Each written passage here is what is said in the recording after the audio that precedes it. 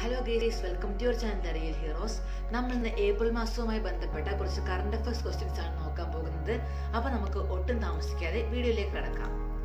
ആദ്യത്തെ ചോദ്യം, യുനെസ്കോയുടെ 2027 ലോക പുസ്തക തലസ്ഥാനമായി തിരഞ്ഞെടുക്കപ്പെട്ട നഗരം. ഉത്തരം മെഡലിൻ. കൊളംബിയയിലെ മെഡലിനാണ് 2027 യുനെസ്കോ ലോക പുസ്തക തലസ്ഥാനമായി തിരഞ്ഞെടുക്കപ്പെട്ട നഗരം. രണ്ടാമത്തെ ചോദ്യം, ലോക പുസ്തക പകർപ്പവകാശ ദിനം എന്നാണ്? ഉത്തരം ഏപ്രിൽ 23.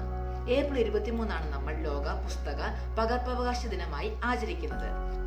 അടുത്ത മൂന്നാമത്തെ ചോദ്യം, 2026 ഏപ്രിൽ രാജ്യസഭയുടെ ഉപാധ്യക്ഷനായി 3ാം തവണയും തിരഞ്ഞെടുക്കപ്പെട്ടത് ആരാണ്? ഉത്തരം ഹരിവംശ് നാരായൺ സിംഗ്. ഹരിവംശ് നാരായൺ സിംഗ് ആണ് 2026 ഏപ്രിലിൽ രാജ്യസഭയുടെ ഉപാധ്യക്ഷനായി 3ാം തവണയും തിരഞ്ഞെടുക്കപ്പെട്ട വ്യക്തി. അടുത്തത് നാലാമത്തെ ചോദ്യം, ദക്ഷിണാഫ്രിക്കയിൽ നിന്ന് ഇന്ത്യയിലേക്ക് കൊണ്ടുവന്ന 4 ചീറ്റപ്പുലികളെ ഏത് സുവോളജിക്കൽ പാർക്കിലേക്കാണ് മാറ്റിയത്?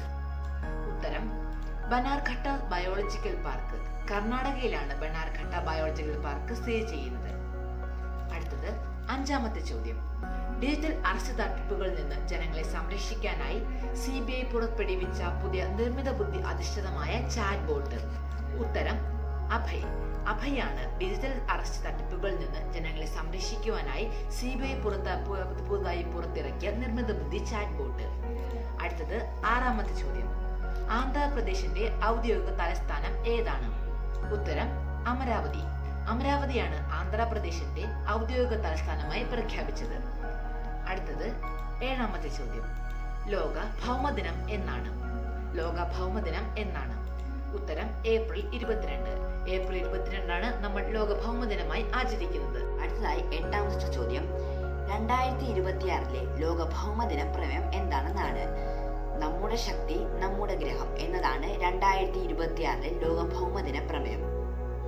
അടുത്തതായി 9ാമത്തെ ചോദ്യം, ഇൻഫോസിസിന്റെ ഗ്ലോബൽ ബ്രാൻഡ് അംബാസിഡറായി നിയമിതനായ സ്പാനിഷ് ടെന്നീസ് താരം ആരെന്നാണ് അടുത്ത ചോദ്യം. ഉത്തരമായി വരുന്നത് കാർലസ് അൽക്കാരസ് ആണ് ഇൻഫോസിസിന്റെ ഗ്ലോബൽ ബ്രാൻഡ് അംബാസിഡറായ സ്പാനിഷ് ടെന്നീസ് താരം. അടുത്തതായി 10ാമത്തെ ചോദ്യം, 2026 ബ്രിക്സ് ആരോഗ്യ സമ്മേളനത്തിന്റെ വേദി ഏതാണെന്നാണ്? 2026 ബ്രിക്സ് ആരോഗ്യ സമ്മേളനത്തിന്റെ വേദി.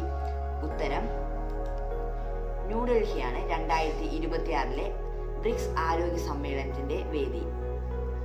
അടുത്തതായി വരുന്നത് 11ാമത്തെ ചോദ്യമാണ്, 2026 ഏപ്രിൽ അന്തരിച്ച വർക്കല ആസ്ഥാനമായുള്ള നാരായണ ഗുരുകുല പ്രസ്ഥാനത്തിന്റെ അധ്യക്ഷൻ ആരെന്നാണ്? ഉത്തരം മുനി നാരായണ പ്രസാദ് എന്നതാണ് 2026 ഏപ്രിൽ അന്തരിച്ച വർക്കല ആസ്ഥാനമായുള്ള നാരായണ ഗുരുകുല പ്രസ്ഥാനത്തിന്റെ അധ്യക്ഷൻ.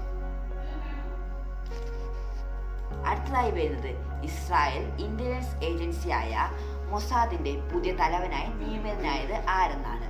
ഉത്തരം റോമൻ ഗോഫ്മാൻ എന്നതാണ് ഇസ്രായേൽ ഇന്റലിജൻസ് ഏജൻസിയായ മൊസാദിന്റെ പുതിയ തലവൻ. അടുത്തത് 13ാമത്തെ ചോദ്യം, ദേശീയ ചലച്ചിത്ര വികസന കോർപ്പറേഷൻ പാർട്ട് ടൈം ചെയർമാനായി നിയമിതനായത് ആരെന്നാണ്? അതിന്റെ ഉത്തരമായി വരുന്നത് ജി കൃഷ്ണകുമാർ. ജി കൃഷ്ണകുമാറാണ് ദേശീയ ചലച്ചിത്ര വികസന കോർപ്പറേഷന്റെ പാർട്ട് ടൈം ചെയർമാൻ. അടുത്തത് 14ാമത്തെ ചോദ്യം. ഇതാണ് അവസാനത്തെ ചോദ്യം. ഊർജ പ്രതിസന്ധിയെ തുടർന്ന് ഇന്ധന റേഷനിങ് നടപ്പിലാക്കിയ ആദ്യ യൂറോപ്യൻ യൂണിയൻ രാജ്യം ഏതെന്നാണ്? ഊർജ പ്രതിസന്ധിയെ തുടർന്ന് ഇന്ധന റേഷനിങ് നടപ്പിലാക്കിയ ആദ്യ യൂറോപ്യൻ യൂണിയൻ രാജ്യം ഏതെന്നാണ് അടുത്ത ചോദ്യം. അതിന് ഉത്തരമായി വരുന്നത് സ്ലൊവേനിയ. സ്ലൊവേനിയാണ് ഊർജ പ്രതിസന്ധിയെ തുടർന്ന് ഇന്ധന റേഷൻ നടപ്പിലാക്കിയ ആദ്യ യൂറോപ്യൻ യൂണിയൻ രാജ്യം സ്ലൊവേനിയാണ്. ഇതോടുകൂടി ഇന്നത്തെ പ്രധാനപ്പെട്ട 14 കറണ്ട് അഫയേഴ്സ് ചോദ്യങ്ങൾ അവസാനിക്കുന്നു. ഇനിയും ഇതുപോലെയുള്ള നിരവധി വീഡിയോകൾക്കായി ചാനൽ സബ്സ്ക്രൈബ് ചെയ്യൂ, ലൈക്ക് ചെയ്യൂ, ഷെയർ ചെയ്യൂ.